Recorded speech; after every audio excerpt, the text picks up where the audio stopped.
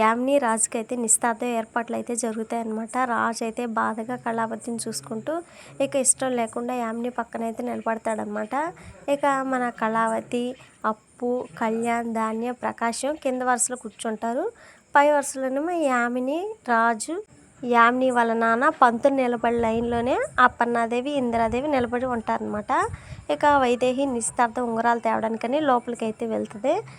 అయితే అప్పుడే నిశ్చితార్థం టయానికి ఉంగరాలు ఉండకూడదని చెప్పేసి కనకం కావాలని వైదేహి ఉంగరాలు పట్టుకొని తిరిగి వస్తుంటే కింద పడేలా చేసి తనే పట్టుకుని కాపాడినట్టు బిల్డప్ కొట్టి మరి ఇక వైదేహి చేతిలోంచి కింద పడ్డ ఉంగరాల బాక్స్ని తన చేతిలోనే ఖాళీ బాక్స్తో పెట్టేస్తానమాట.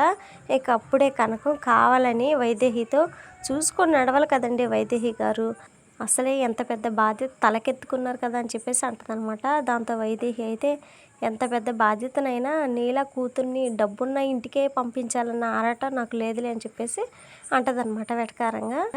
ఇక ఆ మాటతో కనకం ఊరుకుంటుందా? ఇక వెంటనే కావాలని, అవునండి మీలా పెళ్ళి అయిపోయిన వాళ్ళ జంటలను విడగొట్టి నాటకాలు ఆడి పరాయి మొగుడిని మీ కూతురికి మొగుడుగా మార్చాలన్న గొప్ప మనసు నాకు రాలేదు, దానికి నేను చాలా సిగ్గుపడుతున్నానని చెప్పేసి కనకం అయితే ఇంకా అంటదనమాట. దాంతో వైదేహి ఉంగరాలు లేని బాక్స్ని కనకం చేతిలోంచి తీసుకుని వెళ్ళిపోతుంది.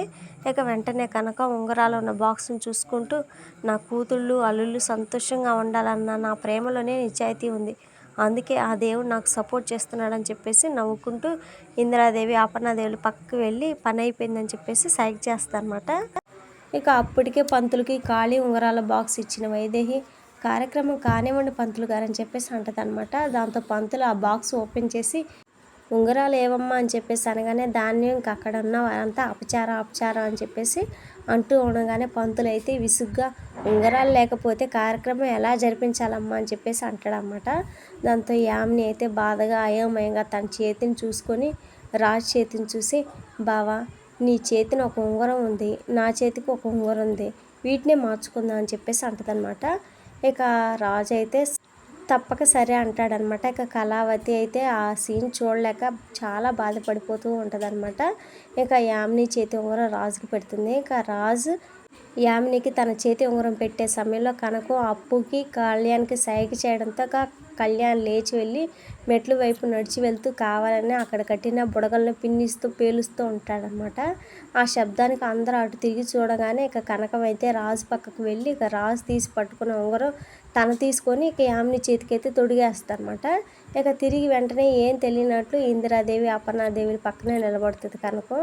రాజుకు తెలుసు తను ఉంగరం తొడగలేదని, అలాగే పంతులు కూడా అది చూసి షాక్ అయిపోతాడు.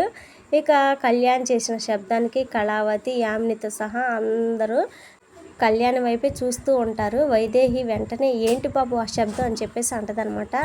అది వాష్రూమ్కి అని చెప్పేసి వెళ్తున్నా, ఈలోపు బుడగలకు చేయి తగిలి పేలాయని చెప్పేసి కళ్యాణ్ అయితే అంటాడనమాట ఏం తెలియనట్లు. ఇక వెంటనే కనుక నిశ్చితార్థం అయిపోయిందని చెప్పి అరవడంతో యామిని తన చేతిని చూసుకొని మురిసిపోతుంది అనమాట. ఇక తర్వాత సీన్లో రుద్రాణి, రాహుల్ అయితే వాళ్ళ గదికి ఉన్న చిన్న కిటికీలోంచి తప్పించుకొని కారులో అయితే బయలుదేరతారనమాట. ఇక స్వప్నకు అనుమానం వచ్చి తలుపు తీసి చూసేలోపు వాళ్ళు అయితే గదిలో ఉండరు. ఇక మన యామిని అయితే తన చేతికి రాజే ఉంగరం తొడిగాడని చెప్పేసి అనుకొని చాలా మురిసిపోతూ ఉండగానే కావ్య అయితే చాలా బాధపడిపోతూ ఉంటుంది అనమాట. ఇక పంతులు అయితే రేపు ఉదయం 7 గంటలకి పెళ్ళికి దివ్యమైన ముహూర్తం ఉందని చెప్పేసి చెప్పడంతో అదే ఫిక్స్ చేయమంటుంది అనమాట యామిని. ఇక పంతులు ఫిక్స్ అయితే చేసేస్తాడు. ఇక సంగీత్, మెహందీ లాంటివి ఈరోజు పూర్తి చేసుకోండి అని చెప్పేసి పంతులు అయితే వెళ్ళిపోతాడు. ఇక పంతులు మనసులో కనకాన్ని చూసి ఈ పెళ్ళి జరగదు, ఇది పక్క, ఇంత దరిద్రాన్ని నేను ఏ పెళ్ళిలోనూ చూడలేదని చెప్పేసి అనుకుంటాడనమాట వెళ్తూ. ఇక నిశ్చితార్థం అయిపోయిందని చెప్పేసి యామిని అయితే చాలా హ్యాపీగా ఫీల్ అయిపోతుంది. ఉంగరం తొడిగింది కనకం అని తెలీదు. కనకం, కళ్యాణ్ ఇద్దరు కలిసి యామిని చెవిలో పెద్ద క్యాబేజీ ఫ్లవర్ అయితే పెట్టారనమాట. రాజు కూడా తెలుసు తను ఉంగరం తొడగలేదని. పాపం కావ్య మాత్రం పైకి లేచి బాధగా కంగ్రాట్స్ యామిని, కంగ్రాట్స్ రాముగారు అని చెప్పేసి అనగానే యామిని కావాలని ఇక రాజు చేతిని పట్టుకొని థ్యాంక్ యూ పద బావ అని చెప్పేసి ఇక రాజుని తీసుకొని వెళ్ళిపోతుంది అనమాట. కావ్య అయితే చాలా బాధపడిపోతూ ఉంటుంది.